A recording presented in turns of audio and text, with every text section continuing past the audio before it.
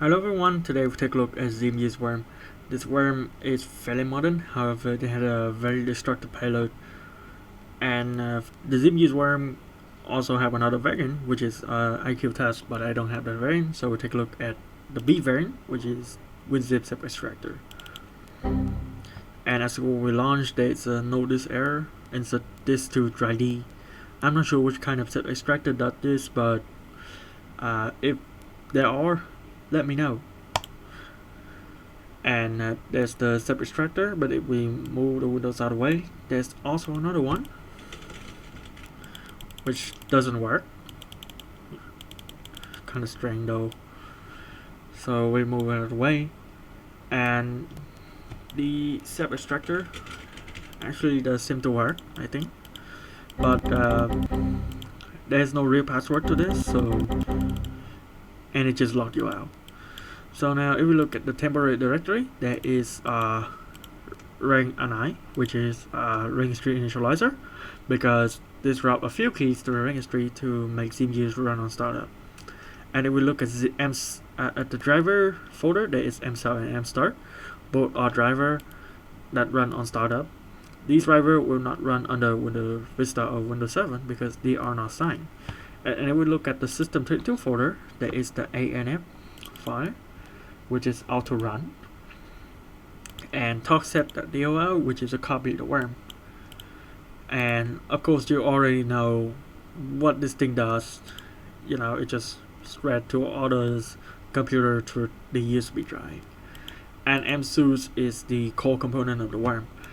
But if you look at test manager right now, you can see that msuse had not started. So to make it start, we will restart the computer.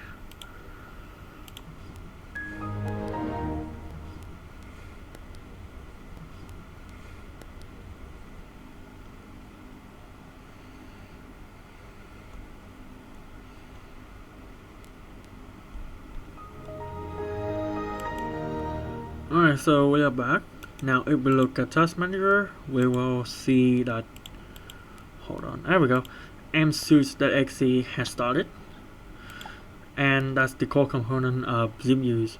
But Zimuse does not activate and Zimuse initial payload does not activate until a few days later, and when it does, the first payload will be spreading to all the USB drive. But I don't have any spare USB drive, so you will not get to see that payload. But 40 days after initial infection, there goes the destructive payload. So before we take a look at that destructive payload, we will run a check this. As we see that this is healthy, NTFS, which is pretty healthy. So we will change the date to 2020, maybe July 31st, I think. And after that, you can see that there is System Defender kernel error 0xc005.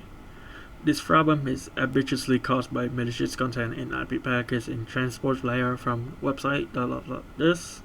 And to be patient, Windows Defender scan your hard drive for bug caused by system incompatible code. To recovery of system, press OK button.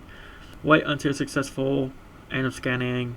Inform about this administrator on this website and in terminated website. I'm not sure if this website or this had anything to do with the worm, but I don't think so. So let's do a recovery of system by pressing the OK button.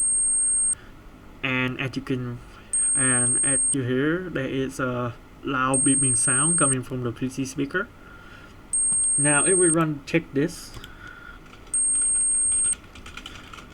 we can see that the file system is now draw, but during this time you can still run programs.